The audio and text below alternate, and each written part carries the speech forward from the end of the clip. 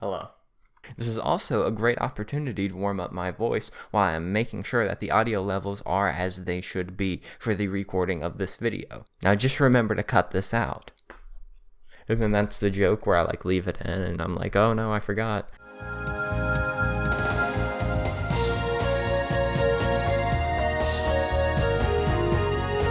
Anyways. You know, for a while, I've become quite disillusioned with discussion of comic book movies online, specifically superhero movies. I think A History of Violence is fine. I watched that the other day. It's really fucking good. But just in general, superhero movies, whether it be through tweets or video essays on YouTube, I think it comes down to, this general self-satisfied snark that you find a lot in online film criticism and probably film criticism in general. And maybe I'm stretching what film criticism is because most of this is just wanting to be entertaining or just thinking of something and then saying it because Twitter makes that easy or whatever the fuck it's called right now. It's one of the letters of the alphabet and it's not the cool one.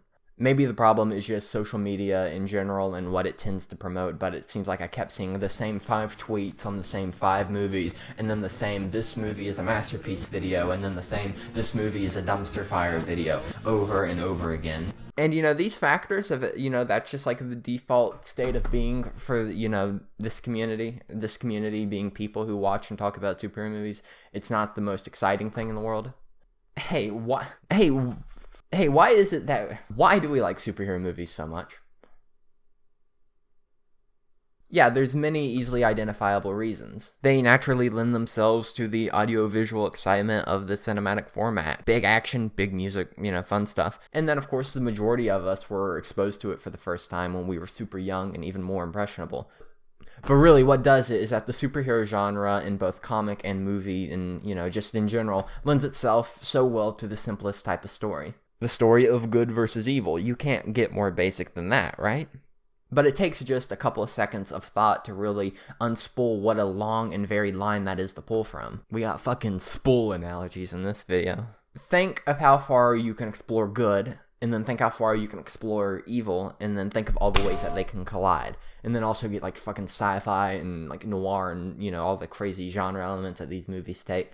And you got so much to work with all the time. The possibilities are truly endless, and the superhero genre offers up probably the most vibrantly structured way to accessibly play with all of that. And with movies and animation, it gives an endless amount of space to explore how you can play with the filmmaking side of things and stylistically express the heroism and the fucking crazy shit. I want to talk about this variety today and some movies that I think really represent what the genre can be in this gaudy industry of a genre. And really talk about how well they captured humanity and expression, I guess. Sounds corny, but all good art is expression, right? That's not an open-ended question. The answer is yes. And I don't know about you, but for me, I think it's time to reapproach and rediscover why I was so invested in this genre so passionately for so long. And, still am, just maybe to a lesser extent, because I've seen 5 art house movies. This isn't an attempt at a definitive best superheroes movies list, so don't take any praise here as I'm saying it's better than your favorite movie. More so, I want this video to stand as a reason to incite appreciation for whatever your favorite might be. Because just like the art it's discussing, I think film discussion and film criticism,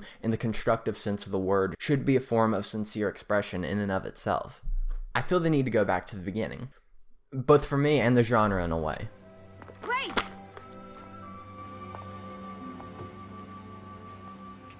Who are you?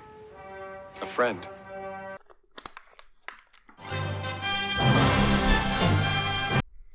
Richard Donner's 1978 Superman is not the first superhero movie, but it was the first of its kind in establishing the foundation for the modern superhero movie as we know it. And with that, yes, in a way it is a product of its time.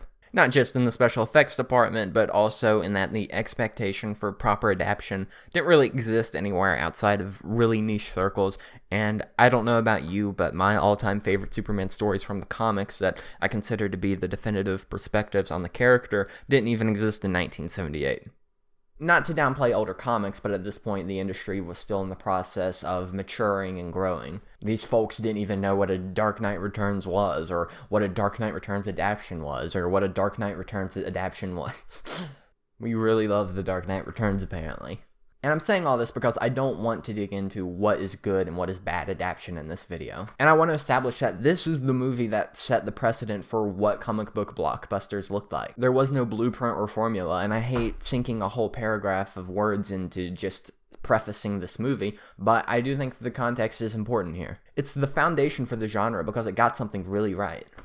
Look, it's not intense or meta or overly intellectualized. It's about Superman. More than that, it showed millions of people what Superman means. It showed what the cinematic superhero could represent. Not by making any big statement, but by wearing its heart on its sleeve and playing the corny optimism and goodness straight without a hint of irony, which that in itself is its big statement. And let's not forget, people like to put this movie in some cultural bubble of cinematic simplicity. Because yes, this was the early days of the superhero movie, but it's also a 70s movie. The 70s was an explosion of gritty and challenging movies exploring all forms of social commentary. Maybe audiences didn't take superheroes as seriously then, but cynicism and grit was alive and well. It's got everything. It's got sex, it's got violence, it's got the ethnic angle. I mean, look at so is a lady wrestler with a foreign accent. The sincerity of the Superman was a big risk back then, and that goes really understated these days. I'm here to fight for truth and justice in the American way. You're gonna end up fighting every elected official in this country. Lois? I never lie. Clark Kent doesn't need a dramatically tragic backstory to explain his heroism, which is funny considering the movie begins with his home planet blowing up, and yet he's simply a good man who reacts to the world with kindness and sincerity because it's the right thing to do, because that's how he was raised. In the beginning of the movie, as Krypton is about to crumble, as Jor and Lara-El prepare their son for his voyage to Earth, Lara anxiously ponders the life that awaits him. One of being different, alone, and an outcast, and a similarly worried Jor-El responds to each fear with reminders of the power that will reside within Kal-El on his new home. He will defy their gravity. He will look like one of them. He won't be one of them. He'll be odd. Different. He'll be fast. Virtually invulnerable. Isolated. Alone. He will not be alone. Kal-El, Clark Kent, is somewhat disconnected from others his age, knowing he's different, not really knowing how to navigate that. And with Pa Kent, the humble Kansas farmer, we see him impart the with great power comes great responsibility lesson to Clark. Yeah, I know. You can do all these amazing things, and sometimes you think that you will just go bust unless you can tell people about it, huh? Is it showing off and somebody's doing the things he's capable of doing? Is No. a bird showing off when it flies? No. No, now you listen to me. And there's one thing I do know, son, and that is you are here for a reason. I don't know whose reason, whatever the reason is, you know. But I do know one thing. It's not to score touchdowns. Huh? And I really believe there's power to the simplicity here. Clark isn't driven by a deep angst, not that there isn't any, but really he's lost. He knows he has great potential, but he doesn't know how to navigate that at this time. Pa Kent, that main guiding force in his life, dies suddenly of a heart attack. And afterwards, Clark moves away from his small Kansas town to find himself. I love the poetically tragic tale of Batman and the burdens of loss and maturity explored in Spider-Man. Yeah, we'll get to that, dude. But I feel like this Superman still holds a special place within the genre because these defining moments and feelings in Clark's life are portrayed as exactly that, life. Life is lived in stuff, and things happen good and bad, and all we do is react to it. You're shaped by it, and the way you experience it isn't really like a narrative. You frame it that way, but that's not how you live it. And who you are is not defined by any single thing, but is shaped over time with the impact you have on the world and on those immediately around you. And ultimately, what will cause you to lose sleep at night or feel at peace is how you react to life. What happens, big or small, happy or tragic. The exceptional thing about Superman is his powers.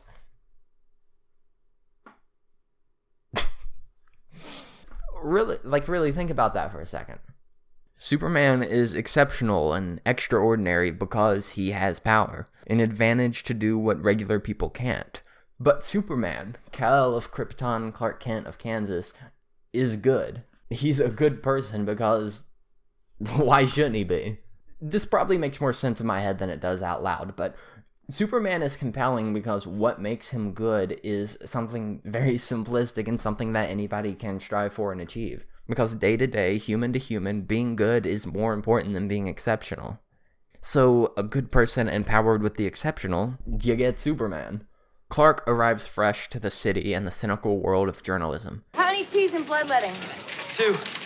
Golly, Miss Lane, how come you get all the great stories? A good reporter doesn't get great stories, Jimmy. A good reporter Makes them great. Chief, here's that story, an East Side murder case. He willingly acts naive, but as self-aware as he is, there's something commendable in how he carries himself with positivity and faith.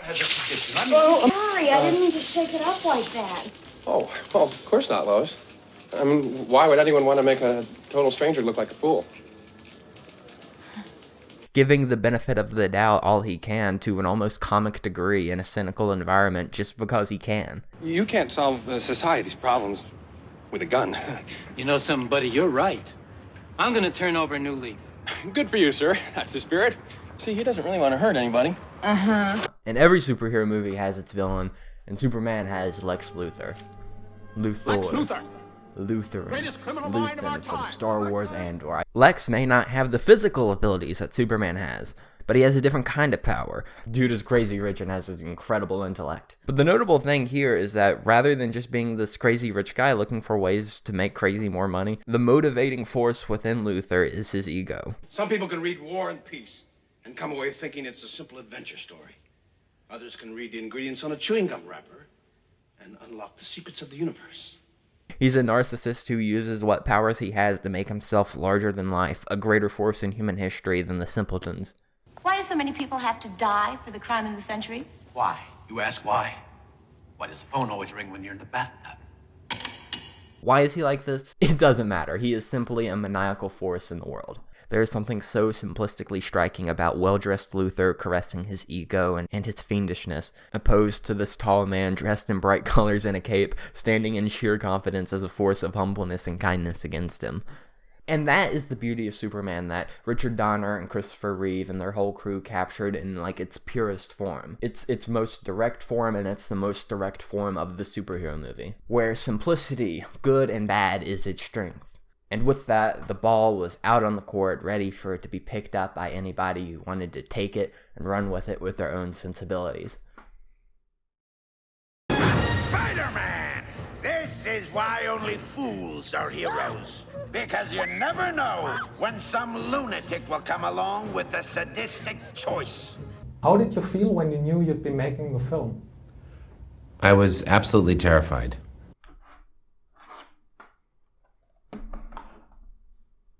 Every superhero movie is indebted to Donner's Superman, but I'm not trying to chart a chronology of evolution in this video. But it still needs to be said that no series of superhero movies are as connected to Donner's vision as Raimi's Spider-Man trilogy, which wears its influence very proudly on its sleeve. He treated the cinematic heritage of the genre with as much reverence as the comic source material and created a thoughtful evolution that was, up to that point, the most dramatically well-realized set of superhero movies to date. In the first movie, Peter Parker's newfound powers is the interruption to a relatively straightforward life that coincide with coming of age and experiencing tragedy. It's less of how to react to the world with what you know yourself to be, and more so how to react to the world as what you are is changing and maturing. And the villains of these movies parallel Peter's own growth. Norman Osborn, similarly as rich as Luthor, gets powers at the same time Peter does, but is instead driven mad with the power, killing his business rivals and trying to convince Peter of his own warped view of the world. Here's the real truth. There are 8 million people in this city, and those teeming masses exist for the sole purpose of lifting the few exceptional people onto their shoulders. You, me, we're exceptional. Ido Octavius is this brilliant and warm guy who seems to have everything Peter wants out of life, but is taken by his reckless ego and need to fulfill his dream. Consequences be damned. The power of the sun in the palm of my hand. Turning him into something unrecognizable from what he once was. The symbiote ties all of three's villains together, first infecting Peter, who's reached a point of total self-satisfaction with a growing ego not unlike Otto's. They love me. And the revelation that Ben's true killer is running free out in the world. No, wait, son, you don't want to do this. These things further fuel him as he's given an easy source of heightened power and self-assuredness, exacerbating and releasing all of his more selfish and hateful desires. Harry Osborn is obsessed with taking revenge on Spider-Man just as Peter finds out who really killed Uncle Ben. Ben Parker? The old man you shot down in cold blood? And Eddie Brock, burning with a petty hatred of Peter, is totally consumed by the easy and raw power of the symbiote that Peter himself managed to overcome. I know what it feels like. It feels good. The power. Everything. But you'll lose yourself. And at the end of it all, the Sandman acts as the ultimate test for Peter to show a greatly painful expression of forgiveness and empathy. I didn't choose to be this.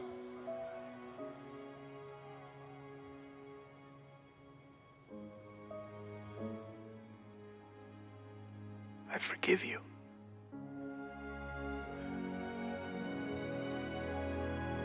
Because truly, what makes these movies so good is their commitment to exploring Peter Parker's life as a whole life lived without trying to separate the drama and the superhero action. And it does the whole thing with the utmost sincerity.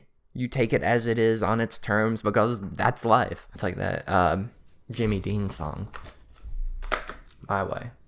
These movies are effective as dramas partially because how messy the relationships and circumstances are. Peter and MJ's romance is rocky in the sense that they're rarely on the same page at any given moment due to an inability or unwillingness to communicate. And whether or not it's Peter's fault at any given moment, this is a recurring issue that affects all of his relationships in one way or another. Peter's life is a series of minor and major misfortune and getting the short end of the stick. His life as a superhero isn't exactly glamorized, at least not until the third movie. Sensationalized, sure, the action is exciting and he certainly seems to be enthralled to a certain extent, but it takes a toll. Peter has taken on a responsibility to do what he believes is right, to be the person he feels called to be. He must be steady, he has to compromise on what he may feel like he needs or wants. It's a story of nowness in which he's carving out perspective amid making rent, paying rent, messy relationships, and being a superhero. Finding out how his powers fits into his life.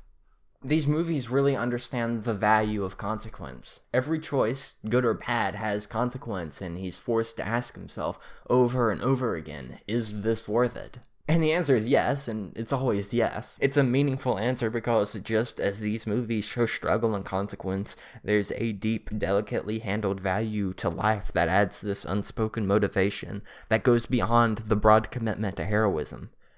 To go back to great power, great responsibility, let's go to the scene where this iconic line is delivered. Uncle Ben reaches out to Peter as a teaching moment to help him through what he knows Peter doesn't fully understand. You're changing. I know. I went through exactly the same thing at your age. No, not exactly. Peter, these are the years when a man changes into the man he's going to become the rest of his life. Just be careful who you change into. And Peter more or less spits in his face. I don't mean to lecture and I don't mean to preach. And I know I'm not your father. Then stop pretending to be.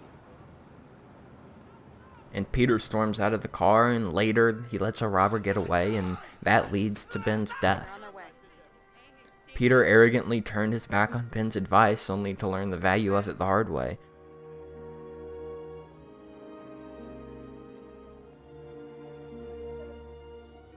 The value of life and kindness can be felt as a reassuring moment or a reminder that existing within and around it means you must do what you can to protect and nurture that, even though it's rarely ever easy.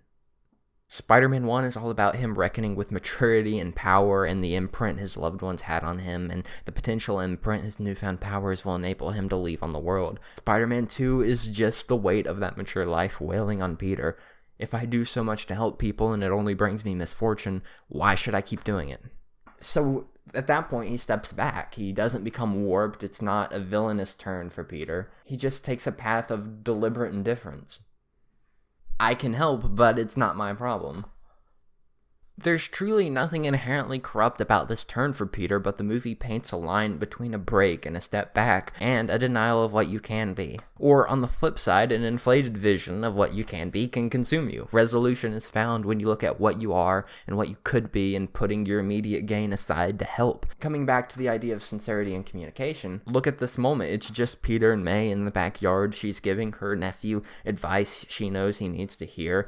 May's words and actions in the scene speak to a deeper understanding of Peter, heavily implying that she knows the Spider-Man deal and therefore his needs, as she drops the most important line in the movie. I believe there's a hero in all of us that keeps us honest, gives us strength, makes us noble, and finally allows us to die with pride, even though sometimes we have to be steady and give up the thing we want the most, even our dreams.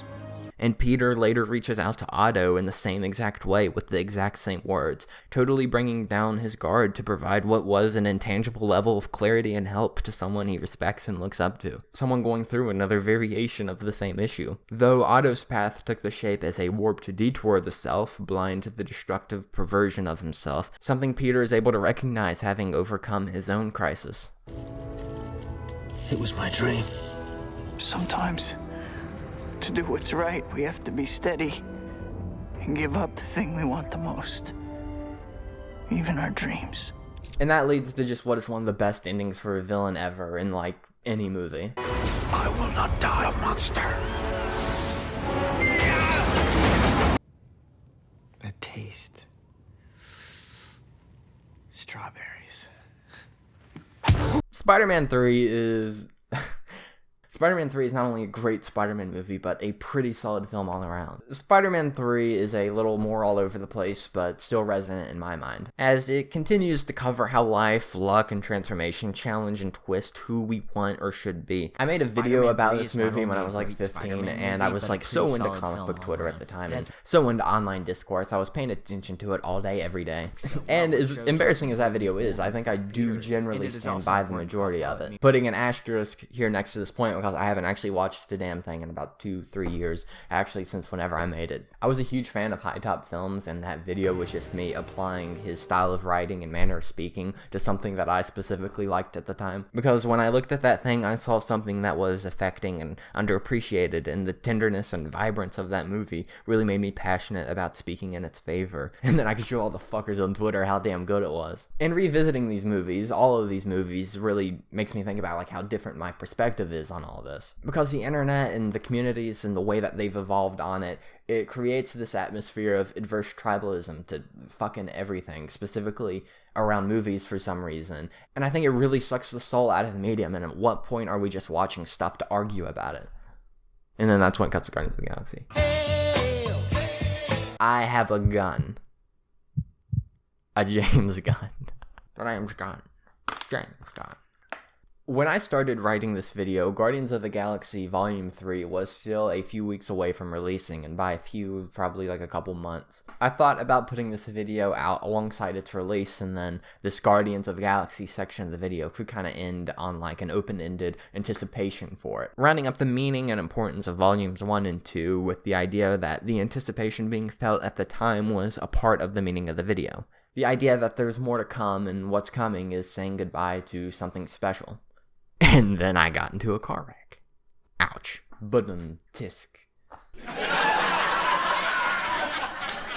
This is not the comedy hour. Though I didn't do too much for a few weeks afterwards, it did kind of put a different perspective on this video. Yeah, it made me think about this video. Because this video, particularly at the time, was about exploring nostalgia and dusting off some stuff that was really meaningful to me for a time. And still is, but just it kind of changed its form over the years, and I wanted to go back to what it originally was. But then after that, it kind of made me want to shift the focus onto the sort of fundamental value of these things in the first place. To kind of shift focus back into what is the fundamental value of these things in the first place. In a way more so than just saying stuff like Christopher Reeve is good Superman, Sam Raimi does crazy shit with the camera, James Gunn has good taste in music. I realize I'm shifting gears a lot in this section.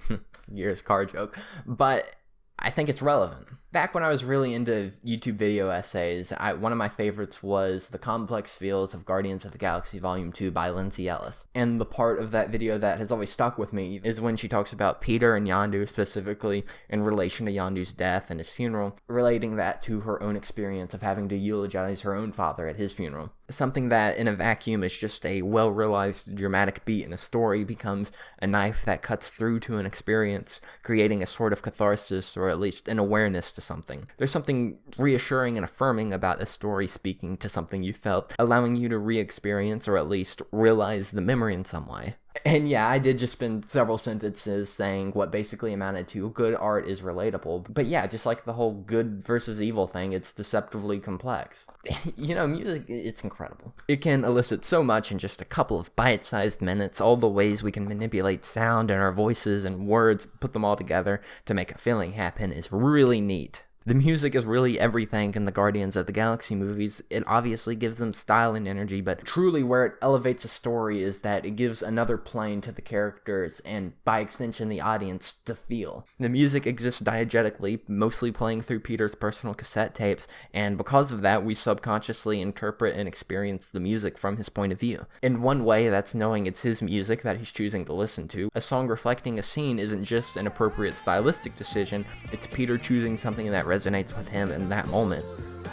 It can be him choosing a song about escape while escaping a prison, or something that he might not totally be able to process without coming at it through the lens of it's just a song. The songs we hear in Volume 1 are the songs he shared with his mother, and in the context of Volume 2, the music she wanted to share with him as a parting gift. The additional unspoken connection that Peter has to the music in Volume 2 is a particularly strong part of that movie. The memory of his mother hangs over everything for Peter in that movie. From confronting his biological father and his godlike potential, along with navigating what he sees as true love, and reconciling with his adoptive father. One specific scene I want to note where I think this unspoken thing really comes alive is when the Guardians are on Ego's ship traveling to Ego. Peter is listening to George Harrison's My Sweet Lord, and though this isn't a huge dramatic moment in the movie necessarily, to me it's always felt like a moment where the underlying magic was at full clarity. For both Peter and the audience, they're going into something they're not sure of, unsure of if it's a trick, if they're going into danger, and Peter contemplating the implications of what if this guy really is my dad, how do I treat this? He's listening to his mother's music, and it's a serene and spiritually expressive song about wanting to reach and connect to something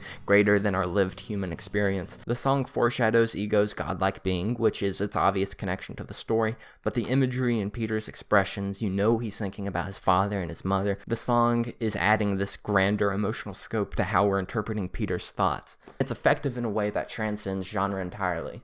If I had a black light, the place would look like a Jackson Pollock painting. You got issues, Quill. These movies are really good at portraying the characters' depths and their immaturity through really loud and crude humor. And the strength of this part of the writing is a topic that is big enough to be its own video. But to tie it into my larger point with this video, I want to look at this earlier moment. Ego stares, seemingly sadly, at Peter's Walkman, playing the music he shared with his river lily. It distorts as he crushes it into 100 pieces right in front of Peter. And later at the climax, his Ego questions Peter's lack of commitment to the purpose he's trying to impart to him. What greater meaning can life possibly have to offer? We see the montage of the little moments he shared with his loved ones over the years, and the use of the chain is great, but this is the line I want to focus on. You shouldn't have killed my mom and squished my Walkman. The first time I watched this movie, I kind of took this line as like the typical MCU joke undercut. A funny one, sure, but not more than that. But over time, I started to see it as kind of like a summary of this core part of the identity of these movies. The Walkman was something he shared with his mother. It's something he's held on to his entire life. He's shared it with seemingly everyone he's ever met. In the first movie, he literally risks his life to get it back. The Walkman is a part of his emotional connection to himself and others. It's something he shares with those he loves, which is a powerful thing and something even Ego has already realized and used to manipulate Peter. You know, Brandy?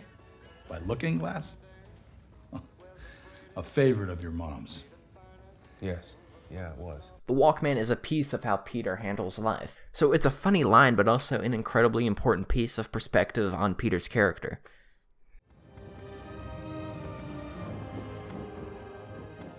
At Yondu's funeral, after he died, saving Peter's life without an ounce of hesitation, Kraglin gives Peter a Zune, which is funny, but it's something Yondu had intended to give Peter. Parallels, obviously. But Peter's now got this thing, and it's loaded with music, and the implication here is probably that it was preloaded with music, and he doesn't know what most of these songs are. He's just looking at a list of new songs, and he plays a song with the title Father and Son. It's a very fitting and resonant track for this scene, but I was rewatching this movie in anticipation of Volume 3 earlier this year, and it really hit me that Peter chose the song. I mean, like, clearly, but at a moment like this, he's scrolling through a list of this new world of music, and he chooses something, maybe consciously, maybe it's just unconscious intuition, but something to put his feelings into a context or perspective to see them through something. And then, unexpectedly, he shares it with Baby Groot, and the context changes again. It becomes a bonding and healing moment. Peter is sharing and expressing something that he can't exactly convey on his own. Part of the beauty is that this isn't really an isolating presence in Peter's life. Over the course of these movies, we see how those around him naturally adopt and embrace what is, to them, an alien means of expression and entertainment from Earth. And that leads me to Volume 3, which is all about that shared experience. They all still have their issues and conflicts, but Volume 3 really drives home what a tight family unit the Guardians have become. Though I definitely feel that maybe Rocket's relationship to his personal music is an isolating behavior, because I can't help but see something in how the movie begins with his moody walk to Creep, quietly singing to himself, versus the movie ending with him dancing joyously with everyone else to a happy song blaring over the loudspeakers. And I do feel like the music is somewhat less prominent in Volume 3 in relation to the characters and their specific arcs, and is instead more of like this ever-present binding agent. Something that's so firmly entrenched in these lives and those who come in contact with them. I can't think of a better way for the trilogy to end than just some folks talking about music they like. Good choices. I gotta go with the man, Garth Brooks. So you may be thinking, at this point in the video, I'm not even talking about a part of the story that's specific to superheroes and the strength of the genre. And man, you know what? That's the point. This video was never about good and evil. I might have lied at the beginning. Maybe I walked through a wall when aiming for the door and then decided that was my plan all along. I don't know. All good art is expression. Superhero movies can be fun, but great movies put things into a perspective. It makes you take stock of what you have going on and reconsider how you might be living your life. How sincere your presence is, how to see through something that's this opaque blur. Superhero movies aren't the end-all be-all of cinema, I mean, duh, but there is so much value in the ones that take their potential for expression and the value that represents seriously. The accessible and mass-marketed nature of the genre makes it a perfect way to let people see what art can do to them, or plant the seeds for inspiration that can yield a multitude of results in a person's life, whether they realize it or not. I'm appreciative for all the movies that I've talked about here. All of them showed me meaning in some way, and it's opened the door for me to find a wider range of different and more challenging art in all forms. And maybe as I'm saying this, we're all scowling in the back of our minds at all of the main franchise movies that squander this opportunity. You're looking at the Rise of Skywalker poster behind me. I see you. I know what you're doing. There's no accounting for taste, which is wonderful. Embrace whatever specific angle something forms in your mind, and really appreciate it for what it is and why it grew that way, or if you've grown out of it, appreciate why it was the way that it was. Okay. If you've made it this far in the video, then 1, thank you, how's it going? And 2, write in the comments your favorite superhero movie and a specific reason why it is, or at least it doesn't even have to be the one you consider to be the best, just one that you have a very specific view on. It doesn't have to be original, it's just gotta be specific. I would genuinely love to read whatever it might be. And yeah, that's gotta do it. This video just kind of came to an end, but that's how it goes sometimes, you know? But if you liked this video, then stick around because more like it will come, and I have a whole lots of ideas for the next 8 years because that's how long it'll take me to edit this video. Have a good one, everyone. I have my socials in the description and such, and follow and subscribe and follow physically. Like, actually come find me and follow me around and take paparazzi shots, and then we'll trick everyone into thinking that I'm, like, super famous because, like, why the fuck is everybody following this guy around and taking photos of him from the bushes? And eventually, that's how I'm gonna get 200 subscribers. That's how I'm gonna get 1,000 subscribers.